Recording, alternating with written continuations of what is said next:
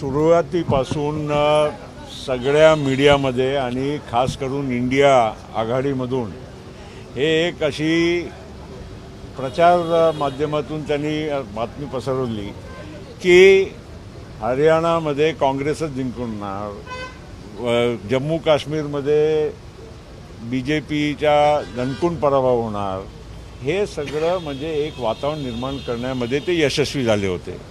पण खऱ्या अर्थानं जे जमिनीची परिस्थिती होती ते आज लोकांना जाणवलेली आहे. हरियाणामध्ये आता जलेबी खायची वेळ कोणाला मिळालेली आहे हे पण तुम्हाला आता दिसलं आहे. आणि काश्मीरमध्ये जे काश्मीर व्हॅली आहे, काश्मीरचा भाग आहे, त्यामध्ये नॅशनल कॉन्फरन्स अनेक वर्षापासून ते तिथेच प्रमुख पक्ष राहिलेला आहे. तिथे भारतीय जनता पार्टी की इतर पक्षांचा फार कमी अस्तित्व आहे, ते सगळ्यांना माहीत होतं. आणि दुसऱ्या बाजूला जम्मू जे रिजन आहे, जम्मूचा जो हिस्सा आहे, त्यामध्ये भारतीय जनता पार्टी एक नंबरची पार्टी आता सिद्ध झाली. आणि काँग्रेसला जे काही थोडाफार जागा मिळालेल्या आहे ते नॅशनल कॉन्फरन्सच्या भरोश्यावर मिळालेल्या आहे. स्वतःच्या स्वबळावर काही जागा एकही त्यांना मिळवता आली नाही आहे. हरियाणामध्ये खास करून जी परिस्थिती आज निर्माण झाली आहे हे सिद्ध होते की 15 वर्षापासून सतत भारतीय जनता म्हणजे 10 वर्षापासून आणि तिसऱ्यांदा भारतीय जनता पार्टी निवडून आली आहे. आणि जे एक प्रचार होता की शेतकरी नाराज आहे, की अमुक एक वर्ग नाराज आहे, आमचे ते तिथे खेळाडू नाराज आहे, हे एक फक्त मीडिया इव्हेंट करून लोकांच्या दिशाभूल करण्याचा प्रयत्न होता. पण खऱ्या अर्थानं जे मागील 10 वर्षापासून मोदीजीच्या नेतृत्वामध्ये महायुतीनी जे NDAनी देशामध्ये प्रगती करण्याचं काम केलं आहे. शेतकऱ्यांना आज सन्मान निधी मिळते, आज महाराष्ट्रामध्ये सन्मान निधी मिळत आहे. शेतकऱ्यांचे कर्ज आपलं विजेचे जे बिल होते माफ झाले, पुढच्या वीजचे बिल शून्य येणार आहे. अनेक अशा जे क्रांतिकारी योजना आहे. आज लाडकी बहीण आपल्या महाराष्ट्रामध्ये जे आपण योजना लागू केली आहे, आत्तापर्यंत 7,500 रुपये आमच्या बहिणीला त्यांच्या खात्यामध्ये थेट जमा झालेले आहे. हे सगळं लोकांना नजरअंदाज करता येणार नाही. आणि तिन्ही पक्षामध्ये महायुतीचे पक्षामध्ये समन्वय आहे. जवळपास 230-35 जागावर आमच्या एकमतही झालेलं आहे. उरलेला जे काय 40-50 जागा आहे त्यामध्येही 1-2 दिवसाच्या नंतर आम्ही बसून योग्य मार्ग काढणार आहोत. कुठेही महायुतीमध्ये मतभेद आहे असा जे काही चित्र बाहेर निर्माण करण्यात येत आहे हे अतिशय चुकीचं आहे. आउटगोईंग आणि इनकमिंगचा पण जो विषय आहे हे पण चुकीचं आहे. काही माणसं इकडे गेले की तिकडे गेले त्यामुळे अख्खा महाराष्ट्रावर त्याचा परिणाम कधी होत नाही. आणि प्रत्येक निवडणुकीमध्ये आज नाही इतिहास आहे, प्रत्येक निवडणुकीच्या अगोदर काही लोक इकडे तिकडे या पक्षामधून त्या पक्षामध्ये जात येत असतात. त्याचा अर्थ हे नाही आहे की जनसामान्यामध्ये काही नाराजी आहे की काही परिणाम आहे. ते स्थानिक स्तरावर काही लोकल इलेक्शनच्या एक गणित म्हणून लोक इकडे तिकडे होत असतात. पण आज हरियाणाचा निकाल आल्यानंतर नक्कीच सगळे लोक आउटगोईंग किंवा इनकमिंगवाले विचार करतील अशी मला खात्री आहे. महाराष्ट्र काँग्रेसचे नेते जे आहेत नाना पटोलेंसारखे प्रत्येकदा EVMवर टीका होताना दिसून येत आहे. आता लोकसभेच्या वेळी EVM चांगला होता, मोदी साहेबांचा मार्जिन कमी झाला त्यावेळी EVM चांगला होता. आणि आत्ता EVM म्हणजे खराब आहे. काश्मीरमध्ये पण मग EVMला म्हणजे काय बिघाड होऊ शकला असता ना. पण असा काहीच नाही. कधीतरी आपल्याला विश्वास करायला पाहिजे की ही व्यवस्था बरोबर आहे. नंबर 2, जेव्हा विरोधक हारतात ना ते अंगूर खट्टे है हे जे म्हण आहे ते यांना लागू होते.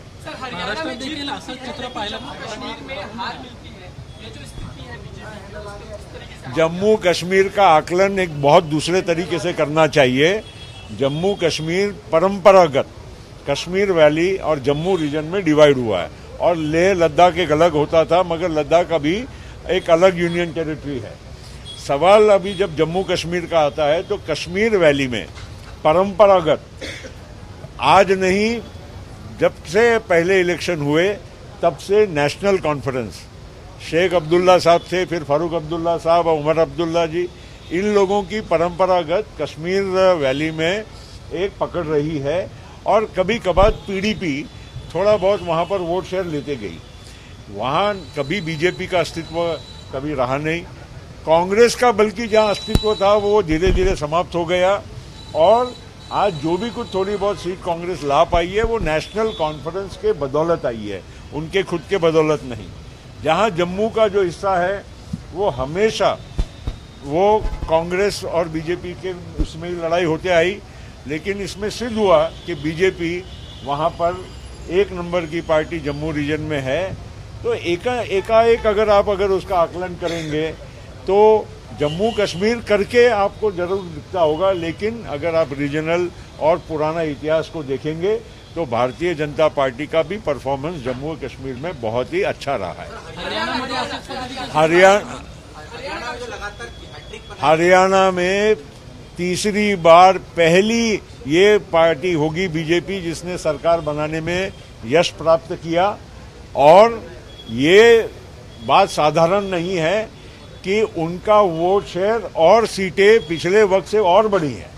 तो ये एक नरेंद्र मोदी जी की सरकार का, एनडीए सरकार का एक बहुत ही बड़ा योगदान इसमें रहा है, क्योंकि लोगों ने दुष्प्रचार किया कि किसान नाराज है, हमारे जो खेल कूद में जो हमारे स्पोर्ट्समैन हरियाणा से आते हैं वो लोग बहुत नाराज है, और कुछ जातीय समीकरण के बारे में भी एक गैर प्रचार, एक गैर समझ निर्माण करने में मीडिया के माध्यम से हमारे जो विरोधक है ये कोशिश कर रहे थे।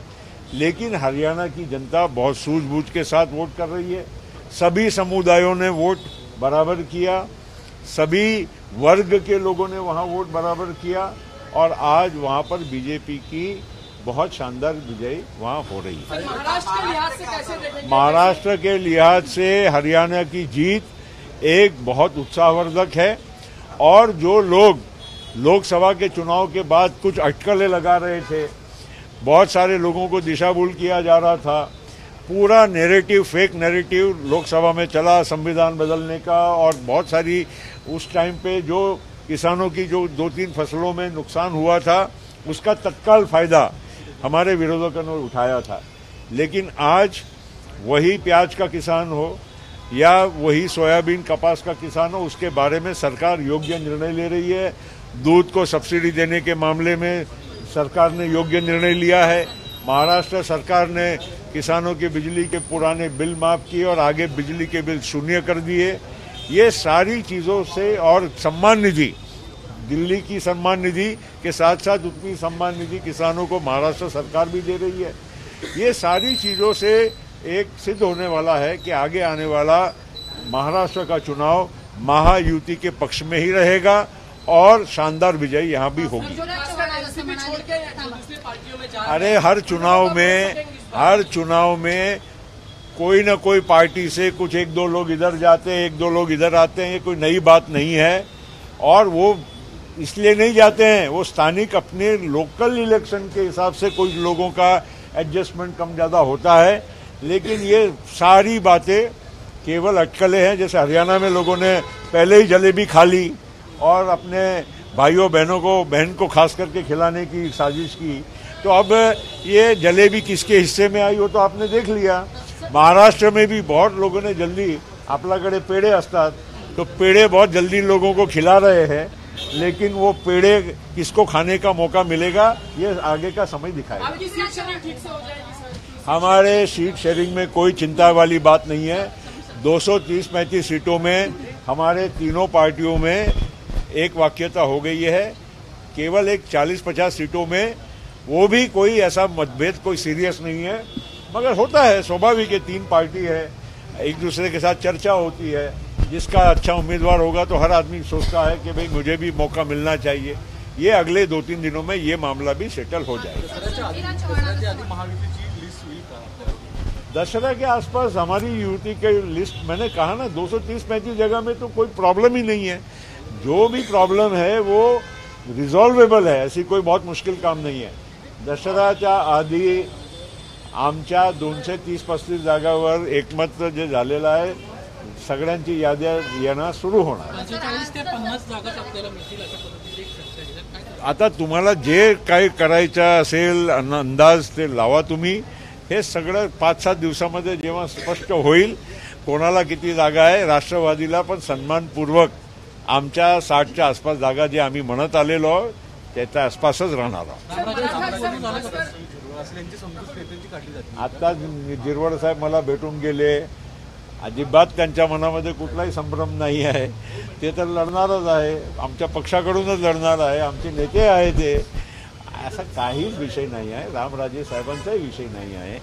काही स्थानिक काही छोटे मोठे प्रश्न असतात त्याच्यामुळे एवढा मोठा काही म्हणजे ढग कोसळला आहे असा काही समजायचं कारण. त्यांना थांबवण्यासाठी त्यांच्यासोबत अरे चर्चा सुरू थांबवण्याचा आहे. विषय कुठे येतो. कोणी जात असेल तेव्हा थांबवायचा विषय येतो.